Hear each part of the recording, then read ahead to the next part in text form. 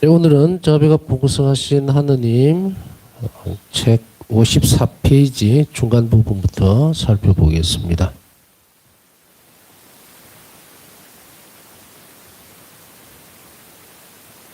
파우사성녀는 모든 것을 예수님께서는 하실 수 있기 때문에 이제 결국은 일기 163번의 말씀처럼 당신 자신으로 변화되게 해달라는 말씀을 하고 있습니다. 이 부분은 전에도 한번 설명을 드렸지만 파우스트 성녀에게 있어서 완덕에 이르렀을 때 마지막 지점에 이르렀을 때 이제 바람은 한 가지였다는 거예요. 예수님이 나로 변화되는 것이 아니고 내가 예수님으로 바뀌어버리는 것, 변형되는 것, 그것을 지금 변화를 얘기를 하는 거거든요. 당신 자신으로 변화시켜달라는 것이. 그래서 파우스트 성녀는 당신 자신을 작은 성체라고 부르셨고, 그리고 또 간절했죠. 그렇게 작은 성체가 되기를 원하셨고, 결국은 작은 성체라고 하는 것은 뭡니까? 예수님과의 완전한 일치를 이야기하는 거죠. 파우사 성의 초기의 단계에서 보면은 어떤 때는 때때로 우리가 파우사 성의 일기나 혹은 파우사 성녀의 어떤 그 길을 일기 전체에서 다 살펴보면은 참 대단한 면이 드러나요. 그건 아마도 그 대단한 면이라고 하는 것은 몇 가지로 요약을 해볼 수도 있겠죠. 딱 압축을 시켜서 해볼 수는 없는 건데 떠오르는 생각이 뭐냐면은 단순성. 그리고 단순함 안에 물론 겸손도 있고 이게 덕행을 지금 말하는 것이 아니고 아주 단순함. 그 사랑에 대한 단순함이에요. 예수님 외에는 필요가 없다. 아무것도 필요가 없습니다. 라고 했을 때 이 사랑이 끝이거든요. 완전히 그 대상을 갈구하는 것. 그거 외에는 주변에 뭐 어떤 것도 다 필요가 없는, 영향을 미치지 못한다는 상태가 된다는 거예요. 뭐 쉽게 이야기하면은 어떤 부부가 결혼을 했단 말이에요. 결혼을 했는데 처음에는 돈이 뭐 조금 있었어요. 그런데 살다 보니까 이제 살림이 좀 비난해지고 물질적으로 좀 없어지고 이러니까 이제 티격태격함이 그 상황 자체가 그렇게 되죠. 그렇게 하다 보니까 이제 나중에 이제 원래 본질적인 모습들이 상실됩니다. 사랑이라고 하는 것으로서 서로가 서로에게 다 자신을 내주고 사랑하겠습니까? 이제 혼인성사에 보면 그렇게 물어보죠. 그래서 예라고 해놔놓고 이제 그 외부적인 요인들 때문에 그 지탱을 못 해가는 거예요. 그죠? 돈이 없으니까 서로가 막 예민해지고 싸움을 하게 되고 막 이렇게 엉망진창이 되는. 그래서 나중에는 사랑이 없어요, 보면은. 원래 본질적으로 부부애라고 하는 것 그게 남아 있어야 되고 그게 마지막까지 하나님께는 그렇게 가야 되는데 이거는 사랑은 없어지고 그 주변의 요소에 너무 영향을 많이 받는 그런 상황 속에 들어와 있죠. 이 말은 혼인 성사를 다루면서 얘기했지만 하나님께서 예수님께서 보실 때에 이 혼인과의 관계에서 혼인 관계에 있어서 이것이 불안한 거예요. 불안정하다 이 말이에요. 불안하다는 게 아니고. 위태위태하죠. 뭐 중리사니 사랑을 하니 뭐 사랑만 있으면 됐지 이래놓고는 나중에 보니까 그 이외의 요소 때문에 그 본질적인 게 다 깨지죠. 그래서 그것을 어떻게 합니까? 혼인성사를 세우셔서 예수님은 그 부분들을 오로지 서로 사랑하면서 행복해질 수 있도록 딱 만들어놨죠. 그게 혼인성사예요. 나중에 이제 다루겠습니다. 여튼 왜 이 말씀을 드리냐면 우리에게 있어서 이런 단점들이 없는지 한번 살펴볼 필요가 있지 않겠는가라는 거예요. 이제 선행에 대한 것, 영적 자비, 실천적인 부분입니다. 바울사 선생님은 이렇게 해야 되겠다라고 결심을 했는데 우리는 지금 어떤 상황에서는 정말 예수님을 닮아서 자비를 어떻게 실천할 것인가 구체적인 것을 우리가 모릅니다. 그죠? 저도 이 책을 읽고 또 자비신심에 대해서 뭐 묵상하고 공부하고 이러다 보니까 아 이게 이렇게 실천할 수 있는 게 많구나라는 걸 알게 된 거지. 그 이전에는 이웃에게 자비를 베풀겠다라고 했을 때 뭐가 뭔지 하나도 모르는 거예요. 그냥 말 그대로 선행 혹은 가난한 애들에게 동정을 가지는 거 뭐 이런 것 정도만 알았지 이렇게 와 예수님 자신을 그들에게 드러내줘야 된다는 이런 데까지는 생각을 전혀 못 해봤죠. 여러분도 마찬가지죠. 그래서 바우사 성녀가 너무도 귀한 분이에요. 물론 예수님께서 이 바우사 성녀를 통해서 우리에게 가르치시는 거예요. 예수님이 뭐 지금 당장 다시 오셔서 가르칠 수가 없잖아요. 그러니까 이 성인을 우리에게 보내주셔서 마지막 소위 얘기하면 뭐 도와주리라 할까 마지막 끈으로 희망으로 이걸 주셨는데 그런 면에서 늘 우리는 행복하다고 생각해야 됩니다. 이게 지금 뭐 좀 우울했고 오늘 또 지나간 시간들이 좀 힘들었고 하더라도 다 털어버려도 됩니다. 이제 시작하면 돼요. 이제 시작하고 내일부터 당장 바뀔 것이다라고 하는 것. 그것은 누구 때문이냐면 하느님이시기 때문이거든요. 근데 어쨌든 우리가 이렇게 뭔가를 실천하고 이렇게 들여다보기 위해서는 많은 노력들이 필요한데 여기서 제일 초보적인 단계에서 깎아내버려야 될 것이 있어요. 영성신학에서 보면요. 영적 발전을 위해서는 영적인 호기심을 전부 다 잘라버리도록 요구를 합니다. 어떤 호기심도 가져서는 안 된다. 이 말 이해하시겠습니까? 사실은 우리 보면은 신앙 생활하는 신앙인들 가운데 가만히 보면은 이 영적 호기심 때문에 따라다닌다고 정신이 없어요. 저 사람은 뭘 하지? 아, 저 사람은 뭘 어떻게 하지? 나는 또 이런 게 없나? 신앙은 호기심이 아닙니다. 믿음이거든요. 그죠? 의지적인 거예요. 의지적인 사랑에서 나와야 되는데 그래서 영성생활을 참고를 하려면은 제일 먼저 뿌리를 잘라버려야 되는 게 영적 호기심입니다. 더 이상 말을 안 해도 대충 짐작하시겠죠. 제가 무슨 말을 하고 있는지. 긴가민가 왔다 갔다. 전에 아마 이 말씀을 드렸을 거예요. 참으로 하느님과 일치의 문제는 우리 영혼 안에서 이루어진다. 그것은 영적 호기심을 훨씬 뛰어넘는 아니 비교도 할 수 없어요. 초기에는 우리가 정서적으로 움직이다 보니까 성령께서 베풀어 주시는 은혜 가운데에서 이런 부분들이 나올 수 있습니다. 나올 수 있어요. 왜냐하면 성령께서 하시고자 하시면 다 하시는데 초기적인 부분들이거든요, 이게. 그래서 다락방에서 있었던 그 사건을 바라다 보면은 가장 중요한 요소는 뭐냐면 기도하도록 만들어 놓은 거예요. 다른 거 무슨 뭘 어떻게 하고 아무 소용이 없고 다락방에 나타나셨던 성령의 첫 모습은 모두에게 뭘 주게 된다? 복음으로 살도록 만들어준 거예요. 복음으로. 복음으로 살고 복음을 전하도록 하고. 무슨 뭐 영적 호기심이라든지 아니면 다른 어떤 부분들에 대해서 주고자 했던 것은 없습니다. 사실 성령의 역사 안에서 보면은 우리가 뭔가를 하게 될 때에 믿음 가운데 있는 사람들에게 증거를 할 필요는 없습니다. 사실은. 물론 이 말 안에는 우리가 복음 안에서라든지 아니면 영적 체험 안에서 우리가 또 이렇게 자신의 신앙적인 체험들을 얘기할 수 있잖아요. 그걸 얘기하는 거 아니고 호기심 측면에서 볼 때에 이것은 아니다라는 이야기죠. 그렇기 때문에 봤을 때에 오순절날 딱 봤을 때 사람들에게 이런 서로가 다른 말을 얘기를 하고 있는데도 각 나라마다 각 지방마다 다 자기들 말로 다 알아들었다. 이 말은 뭡니까? 믿지 않는 사람들이잖아요. 그 사람들. 비신앙인들이잖아. 그 사람들에게 그 표징은 신앙으로 이끌어들이는 아 하나님 계시네 존재하시네라고 드러내주는 것일 뿐 우리 믿음 가운데 사는 신앙인들에게 성령은 뭡니까? 우리 성령은 우리를 신앙 가운데 살도록 북돋아주는 역할을 합니다. 영적 호기심이라든지 뭐 외적으로 자, 이 말씀의 근거를 우리 일기로 한번 돌아가 봤고요. 돌아가겠습니다. 자, 바우사성의 길을 쫙 따라가 보면 제가 하는 말이 무슨 말인지 이해를 할 겁니다. 제가 앞으로 단서종이라고 얘기를 했죠. 사실 바우사 성령에게 있어서의 삶에 예수님과의 관계에서 다른 모든 것을 다 버린다 하더라도 이렇게 오랜 동안 예수님과 직접 만나서 대화하고 교육을 받았던 인물이 있었습니까? 아무도 없었습니다. 아무도. 단 한 명도 없었어요. 많은 성인들이 영감 가운데에서 성의 역사 가운데에서 또 때때로 프란치스코 성인같이 예수님, 아기 예수님을 만날 때도 있습니다. 그걸 얘기하는 게 아니에요 지금.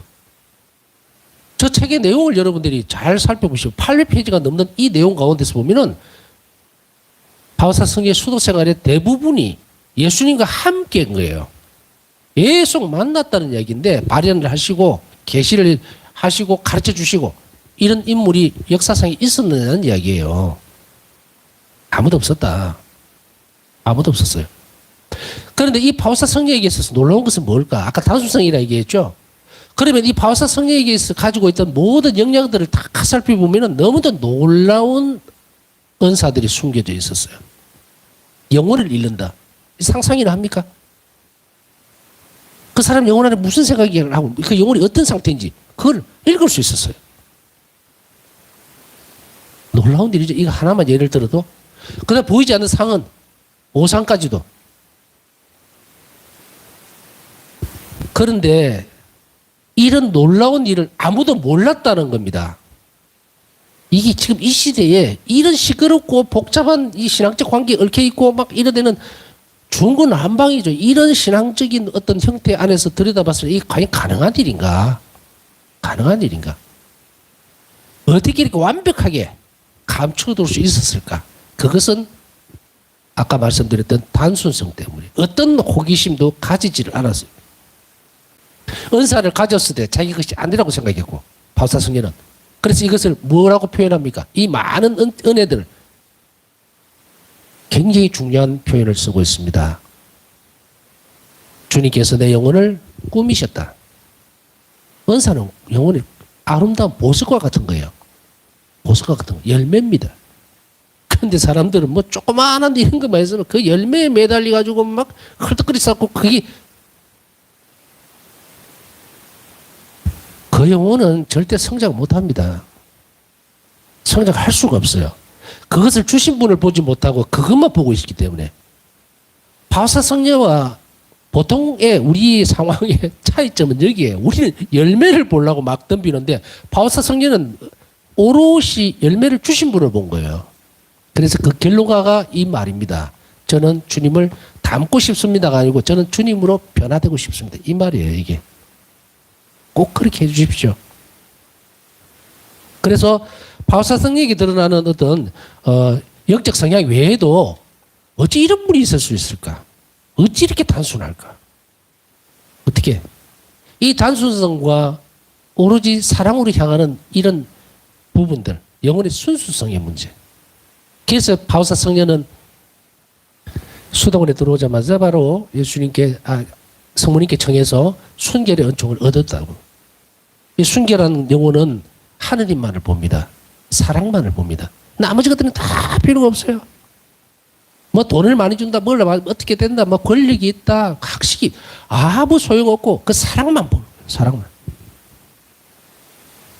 어떤 주변에 가변적인 요소들이 생긴다더라도 절대 보지 않아요. 그것은 마음을 뺏길 수가 없는 이 단순성과 불변성 또 순결성 이것은 바울사 성령에게 있어서 정말 놀라운 특징이다. 물론 의탁과 자비로 너는 뛰어나야 한다. 이것은 뭐 그냥 충분히 우리는 이거는 뭐 강조 안 해도 되는 사실이고요. 내가 봤을 때의 이 부분들을 살펴볼 결과에 의하면 바울사 성령은 참 단순하다. 너무도 순수하다. 어린아이와 같다. 그래요. 맞아요. 어린아이와 같다. 사랑만 보는 거예요. 다른 것도. 만일에 우리에게 예를 들어서 이런 은사가 주어졌다면 기절을 했을 거예요, 아마. 그것 때문에 누가 이걸 줬는지도 모르겠지만 정말로 우리는 이것을 하느님을 전하는 것이라고 착각을 하면서 엉뚱한 짓을 하겠지. 바울사 성령은 그러지 않았다면 우리도 이 길을 그렇게 가야 돼요. 그래서 제가 싹을 잘라버려라. 영적 호기심을 자를 순간에 우리는 오간에서 떠나서 다음 단계로 넘어가요. 이제 영혼이 움직인다. 그렇게 사랑해야 돼. 영혼이 하느님을 사랑해야 돼. 에? 외적으로 뭔가를 많이 준다고 해서 뭐 사랑이 아니잖아요. 부모님이 내한테 뭐 돈만 주고 막 뭐 챙겨주고 뭐 옷도 사주고 자동차 사주고 그런다고 그게 내가 사랑한다는 표시가 됩니까? 예라고 하면 할 수 없죠 뭐. 그렇게 사셔야 돼요. 그게 아니라 예를 들어서 작은 뭐 떡이라도 하나 따뜻하게 데워서 챙겨줄 때에 그 사랑을 본다면 그것이 설사 맛이 없더라도 우리는 충분히 감내할 가치가 있다고 얘기를 하죠. 바울사 성령은 얼마나 놀라운 일들이면서도 사랑스러운 모습입니까? 예수님은 얼마나 바울사 성령을 사랑하셨기에 그 영혼을 그렇게도 꾸며주고 싶어 할까? 오로지 사랑 때문에 예수님도 그렇게 하셨고 바울사 성령도 그것에 연연하지 않고 오로지 사랑 때문에 예수님께 모든 것을 드렸다면 이제 여기에서 출발을 해야죠. 모든 은사, 단순성 그것은 순결과 직결되는 문제다. 그러면서도 단순한 사랑 이것은 그냥 지나칠 수 있는 요소는 아닌 거예요. 우리는 여러 가지 단계에서 제가 말씀드리는 것은 어떤 거는 못 됐다 이것은 안 됐다 절대로 안 된다는 것은 없어요.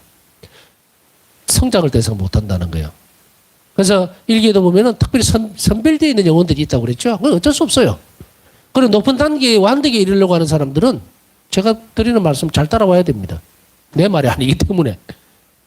높은 단계의 특성의 완성하려면 저를 잘 따라와야 돼요. 저는 뭐 일기에서 나와 있는 대로 그대로 가르칠 거니까. 그 끝에는 바우사 성령에 통해서 예수님께 안착이 될 거거든요. 근데 뭐, 나는 이렇게 살란다 그러면은 그냥 뭐, 너 못됐어, 안 됐어가 아니고 그냥 낮은 단계에 사는 사람들도 많다. 일반적이다. 그것도 뭐 사실입니다. 그렇기 때문에 모두가 성인이 될 수는 없잖아요. 그렇다고 하더라도 모두가 구원되어야 하는 것은 반드시 맞죠. 좀 돌아오는 사람도 있고 좀 더딘 사람도 있을 수 있겠죠. 교회는 그걸 포용해야 되지만 그러나 가르쳐 줄 필요는 있습니다. 본인이 어떤 결단을 내리든 그건 본인들이 원하는 것이고 우리는 가장 바른 길을 제시해 줄 수밖에 없고 그게 바로 바우사 성령에게서 드러나는 특징이라는 것도 짚고 넘어가야 된다는 이야기입니다. 자, 바우사 성령은 그러면 당신 자신을 변화시켜 달라는 이 사랑의 열정 때문에 어떤 일들을 선택해서 하셨을까 한번 살펴봅시다. 선행. 첫 번째 기도. 두 번째 단식, 세 번째 자선이나 기부. 자, 여기에서 보면은, 기도도 할 수 있고, 단식도 할 수 있고, 자선, 기부도 할 수 있다고 생각하면 안 됩니다. 사실 수도에 묶여있는 수도자들의 경우에 이 순명의 부분에 있어서도 그렇고, 교육에 대한 부분에 있어서도 그렇고요. 물론 기도는 이렇게 할 수가 있겠죠. 근데 기도도 형태에 따라서 달라집니다. 앞서 설명해 드렸지만 고복이 있다 그랬죠. 고복을 입고 하는 기도는 허락을 받아야 됩니다. 장사에. 저는 이런 대목에서 이르렀을 때 어떤 생각이 들게 되느냐면 물론 수도자로 사는 건 너무도 감사하고 너무도 행복한 일이에요. 예수님은 너무도 많은 자비를 베풀어 주려고 하는 그런 공동체고 그런 사람들이죠. 왜? 당신이 정배니까. 그런데 옆에서 이렇게 비켜봐 보면 그냥 사는 게 낫겠다. 규칙이 안 얽매이고 먼저 저는 사제로 살면서 내가 기도하고 싶으면 기도하는 거고 뭐 그죠? 지금 영하로 떨어져 있는데 이때 나는 고행을 하기 위해서 뭐 맨발로 바깥에 나가서 10분 동안 돌아다니겠다 기도하면서 묵주기도라도 바치면서 다 가능해요. 누가 멀리는 사람 없어. 근데 수도자들 이걸 일이 허락을 맡아야 되고 이러는데 우리는 제가 무슨 말을 하고 싶어 하는지 아십니까? 우리는 자유로운데도 불구하고 안 하죠. 그래서 뒤집어서 보면 바우사 성령과 기도, 자선, 기부, 단식 이게 아주 쉬워 보이지. 우리에게는 그래 봐 마음만 먹으면 할 수 아니겠느냐라고 하는 이 부분이 수도자로서의 삶에 있어서는 엄청나게 어려운 일이었다는 것을 제가 말하고 싶은 거예요. 그래서 이게 선행에 대한 선이라는 말이 붙으면 무조건 하나님과 연관이 되어 있다 그랬죠. 선하신 하나님, 선은 바로 하나님의 속성 아닙니까? 그런데 우리는 선을 행할 수가 없어요. 그러니 바우사 성령가 이제 제시하고 있는 이 기도나 단식이나 자선, 기부 이것은 분명히 선한 행위면 분명합니다. 좀 어려운 부분들이 이게 자선이나 기부 이 부분들은 참 힘들 부분이죠. 수도자들은 뭐 돈이 없잖아요. 근데 뭘로 자선을 하고 어떻게 기부를 했을까라고 생각할 수도 있지만 영적으로 하는 자선도 있습니다. 영적인 자선도 있고 영적으로 하는 기부도 있습니다. 그렇기 때문에 영적으로 한다는 것은 뭡니까? 물론 이 안에 수도 생활에 다 이걸 볼 수는 없겠지만 일정한 부분에 있어서 예를 들면 뭐 한 달에 얼마 정도 용돈을 주는 경우도 있다고 저는 들었어요. 수도인들 얼마 되지는 않아도. 왜냐하면 뭐 차비라도 있어야 될 거 아니에요. 어디 왔다 갔다 하려면. 그래서 아마 그런 것을 아껴서 하지 않았을까라는 생각이 듭니다. 그래서 일단은 자선 기부에서 영적인 부분들은 자선도 할 수는 있습니다. 근데 영적으로 뭐든지 다 할 수 있어요. 기부도 할 수 있습니다. 영적인 기부 뭡니까? 뭐 기도를 통해서 내가 지금 위에 기도로 나와 있으니까 내가 어떤 그 선행 착한 행위잖아요. 선행을 하면서 주님 저는 이것을 자선의 행위로 대신하겠습니다. 그러니 가난한 이들에게 제가 드리는 이 노동의 이 부분 희생이 돌아갈 수 있게 해주세요라면 이 자선되는 거예요. 자선됩니다. 그래서 이렇게 구별을 지어놓은 것은 바로 이 부분이니까 오해하거나 뭐 또 잘못 알아듣지 않도록 하시면 됩니다. 근데 이제 위에서 선행이 있고 밑에 이제 영적 자비와 물적 자비는 이게 나누어져가 있습니다. 그래서 위에서 보면은 자선이나 기부는 아마도 실제적으로 말씀드린 영적인 부분보다는 물질적인 부분들을 조금 나누어서 혹은 빵이라도 그러죠. 빵이라도 조금 떼서 남겨뒀다가 그걸 줄 때 자선이 되죠. 또 바나나인들에게 주도 그것도 기부 뭐 같은 의미일 수도 있습니다. 자, 영적 자비 살펴봅니다. 첫 번째, 의심하는 이들에게 조언하기. 영적으로 도움이 되겠죠. 두 번째로, 무지한 이들을 가르치기. 그 다음에 세 번째로, 죄인들을 훈계하기. 상심한 이들을 위로하기.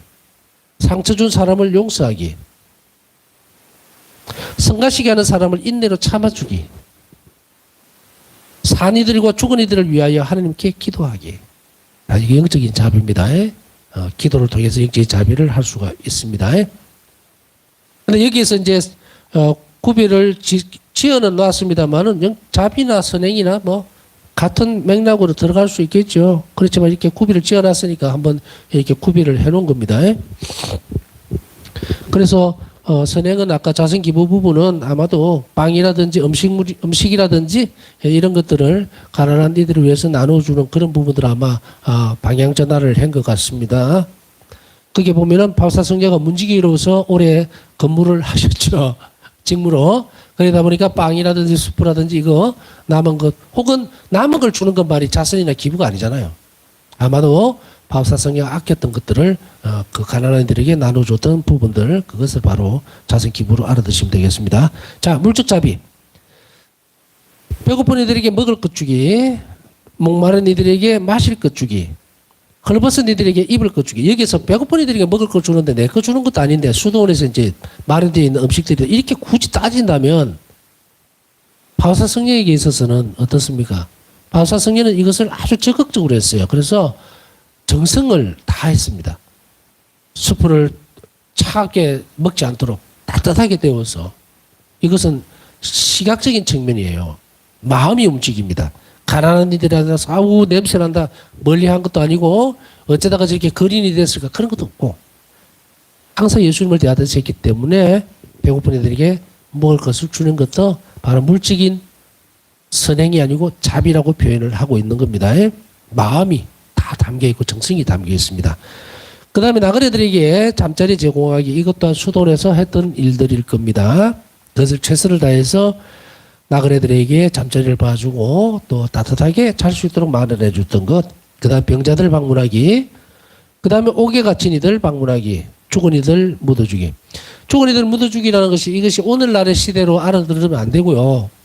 이때 당시에 보면은 많은 이들이 가난해서 장례를 못 치르는 경우가 많습니다. 그래서 정말 빨리 장례를 치러야 되는데 그죠? 그걸 못해서 그냥 시신을 방에다가 그들이 방치해 놓는 경우도 있고 막 이런 경우들이 많아요. 역사적으로 보면 꼭 이 나라뿐만 아니고 그런 나라들이 참 많이 있었어요. 우리나라도 있었을 것 같고 역사는 잘 모르겠지만 그래서 이들을 이제 수도원에서 도와서 죽은 이들을 묻어주는 이런 일들인데 그냥 사람을 써서 뭐 이렇게 해라 이런 것보다 물적 자비잖아요. 그러니까 아무래도 육체적으로 노동을 했을 겁니다. 삽을 들고 함께 그 묘지를 만들어준다든지 하는 그 일에 적극 참여했다. 이래서 물적 자비가 된다는 이야기입니다. 바울사스가 일을 하셨다는 거예요. 그 다음에 연옥에서 고통받는 영혼들에게 자비를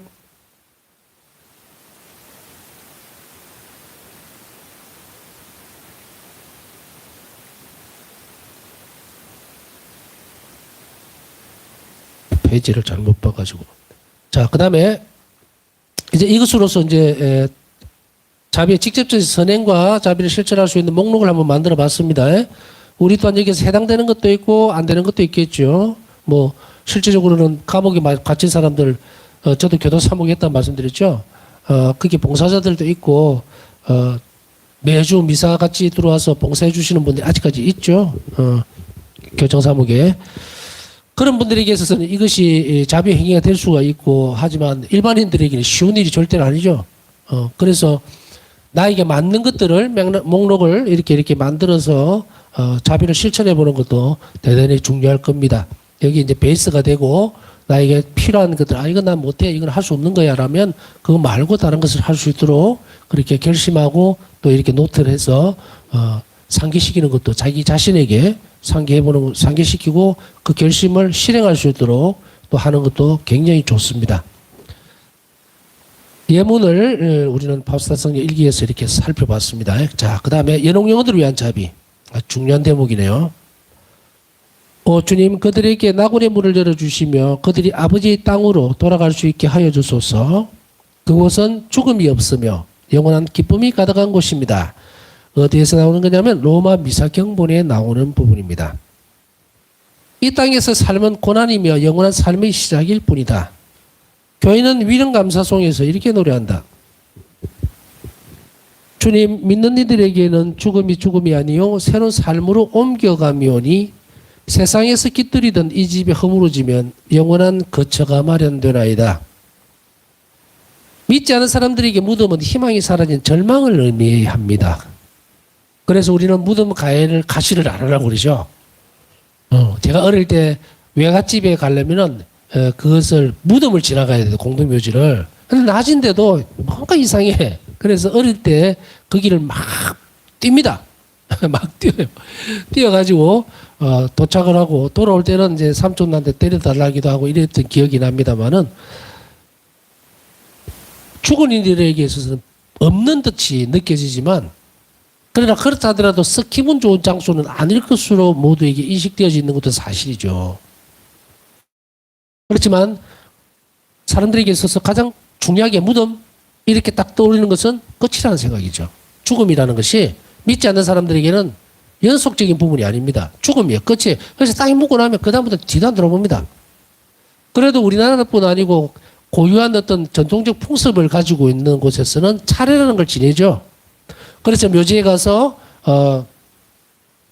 절을 하고 약속하기나마 이제 지내기도 하고 또 집에서 차례상을 차려서 지내기도 하고 이런 것을 교회는 금지시키지를 않습니다.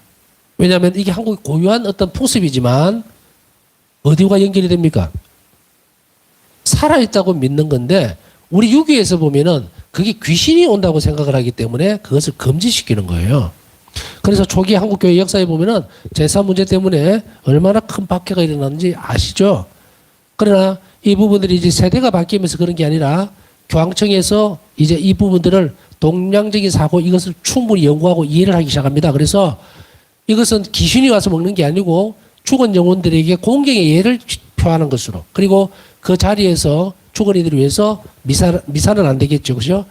그 기도를 한다든지 연도를 바친다든지 그렇게 함으로 인해서 죽은 영혼들에게 선익이 되도록 이걸 바꾸어 놓습니다.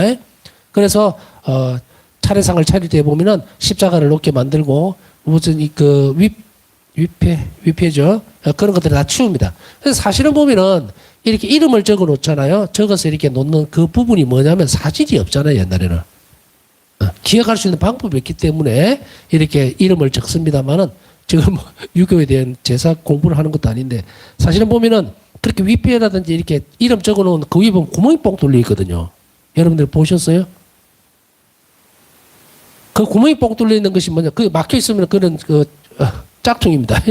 그 구멍을 왜 뚫어놨냐면 혼백이 왔다 갔다 하라고 그 뚫어놓은 거예요. 그 이름을 적어 놓고. 그럼 미신이죠? 그래서 이걸 드러내야 되는 거예요. 드러냅니다. 드러내고 물론 뭐 할아버지 이름이라든지 이런 걸 적어서 손주들이 뭐 공경하고 우리 할아버지 조남이 어떻구나 이렇게 글로 적어 놓는 것은 사실은 큰 문제는 아닙니다. 그러나 아까 얘기했던 이런 부분들 그런 부분들은 미신적인 부분이 확 같이 접목되어 있는데 눈치를 못 채는 거예요. 그래서 그런 부분들을 싹 다 치워야 됩니다. 그래서 십자가 혹시나 이제 부모님들이면 이제 사진 같은 거 영정 같은 거는 괜찮아요. 그걸 기억하는 거기 때문에 이 정도로. 그래서 우리가 실생활 속에서 교회가 가르치는 것은 바로 연옥 영혼들에 대한 부분들인데 이 부분은 왜냐하면 죽고 난 이후의 삶이 끝이 아니라는 것을. 그래서 우리는 위령성을 시작하면서 우리는 어떻게 합니까? 가장 먼저 묘지에서 미사를 장엄하게 드리게 되죠. 그래서 옛날에는 보면 묘지가 어디에 있었냐면은 교회 입구에 있었어요. 마당에. 왜 그렇게 마당이 묘지가 됐느냐면 그 묘지를 지나야 성당에 나와요. 왜 그렇게 교회 묘지를 썼느냐면 부활할 때 빨리 하려고. 예수님 재림할 때 성당 옆에서 빨리 부활할 거라는 그런 믿음 때문에 묘지를 썼었어요. 그러나 차츰 세월이 지나면서 이제 밖으로 밀려나게 되지만 그 신앙적 내용은 절대로 변함이 없습니다. 그래서 교회는 항상 계속해서 죽은 이들을 기억하도록 하고 이것이 왜냐하면 죽은 이들을 기억하는 것이 아니에요. 사실은. 우리 눈에 안 보인다 뿐이지 죽은 이들이라고 말할 수가 없어요. 살아있는 분들이에요. 이거 개념 차이가 엄청납니다. 엄청나요. 자꾸 우리가 연옥영원 그러니까 죽은 조상들 뭐 이런 죽은 조상들이 아니고 살아있는 조상이에요. 우리 기도를 기다리고 우리가 미사 드려주기를 기다리는 살아있는 조상들이라고. 살아있는 우리 아버지고 살아있는 어머니예요. 근데 자꾸 죽은 어머니, 죽은 아버지, 죽은 우리 할아버지 안 죽었습니다. 안 죽었어요. 일반인들이 그렇게 이해하는 것은 그냥 웃으면서 넘어갈 수 있지만 신앙인들은 그렇게 얘기하면 안 되죠. 그렇지만 헷갈릴 것 같으니까 구별을 지을 때에 우리는 미사 때 뭘 합니까? 죽은 이와 산 이들이라고 얘기를 하지만 그러나 이 두 개가 다 교회는 살아있다고 믿기 때문에 구별만 짓는 겁니다. 근데 우리의 마음 안에서는 돌아가신 분이라고 생각해서는 안 돼요. 살아있는 분으로 인지해야만 그들을 위해서 기도해 줄 수가 있습니다. 미사를 드릴 수 있어요. 안 그러면 잊어버립니다. 자꾸. 아이고 돌아가셨는데 뭐 알아서 하겠지 이렇게 돼버린 거예요. 그러니까 이 개념 정리를 좀 쉽게 드리고자 하는 거고 교회가 이제 미사는 산이들과 죽은 이들의 미사를 같이 합니다. 같이 기억을 하죠. 그렇기 때문에 뭐라고 얘기해요? 먼저 떠난 영혼들이에요. 먼저 하나님 앞에 가 있는 사람들 여러 개 있다 해도 그런 것일 뿐 우리가 개념으로 얘기하고 있듯이 죽었다 살았다 이런 개념으로 교회가 미사경보라서 쓰지는 않습니다. 우리가 그렇게 안 하면 못 알아들으니까. 자, 개념 정리는 여기까지 좀 하고요. 우리도 이런 사고방식이나 생각들을 달리할 때에 기도를 해줄 수 있고 늘 그들을 잊지 않을 것이라는 것을 강조하고 싶어서 드리는 말입니다. 믿지 않는 사람들에게 무덤에 희망이 사라진 절망을 의미하지만 그러나 예수님께서는 무덤을 밀어젖히시고 파스카를 선포하셨다. 예수님께서는 무덤을 열고 나오셨다. 나는 부활이요 생명이다. 나를 믿는 사람은 죽더라도 살고 또 살아서 나를 믿는 사람은 모든 사람은 영원히 죽지 않을 것이다. 요한복음 11장 25절에서 26절. 죽더라도 살고 살아서 믿는 사람. 그러니까 예수님은 당신 자신이 부활이요 생명이기 때문에 믿는 사람은 죽더라도 살 것이고 살아있는 사람은 살아서 믿는 사람은 영원히 죽지 않을 것이다. 이것은 다 해당이 된다는 이야기예요. 믿는 사람은 요한복음에서 이 부분은 사실은 보면은 연옥에 있는 영혼들까지 다 포함시켜서 이 믿음이라는 것으로 묶어서 영원히 살 것이라고 하는 것을 제시해 주고 있습니다. 사실 우리가 부활이다 생명이다 했을 때 도대체 부활을 하면은 다 살 것인가 영원히 죽지 않을 것인가 라는 이야기를 합니다. 그런데 요한복음에서 이 대목을 잘 살펴보면요 영원히 죽지 않을 것이다 라고 하는 이 말은 뭡니까? 영원히 고통받으면서 살 것이다 라는 말이 아닐 거예요. 그럼 뭡니까? 부활은요 마지막 때에는 모두가 다 부활합니다. 그러나 모두가 영원히 다 살지는 않습니다. 심판 때는 마지막 심판 때는. 그래서 모두가 다 부활할 거라는 이 말이에요. 지옥에 있는 영혼들도 전부 다 부활합니다. 그러나 영혼이 소멸되기 위해서 부활하는 거예요. 우리 이 지점을 잘 생각해야 됩니다. 그냥 부활이니까 부활인가 보다. 아닙니다. 악인도 부활하고 선인도 부활하고 다 연옥 영혼들도 지옥에 있는 영혼들도 전부 다 부활합니다. 그러나 그것은 끝을 내기 위해서요. 우리는 그 끝에 서 있지 않습니다. 우리 믿음이 있기 때문에. 그렇기 때문에 우리는 영원히 살리라고 하는 그 희망 가운데서 신앙생활과 자비로운 생활들을 삶을 충실하게 잘 살 수 있도록 해야 되겠고 이런 곳에 이 생명에 우리를 불러주신 하나님께 늘 감사드리면서 기쁘게 살아가야 할 것입니다. 남은 시간 묵상하면서 우리를 부활로 불러주시고 영원히 죽지 않는 곳으로 초대해 주시는 하나님 말씀 하나님의 자비에 감사드릴 수 있고 늘 그것을 삶으로 정언할 수 있도록 도와주시길 청하면서 남은 시간 묵상하겠습니다.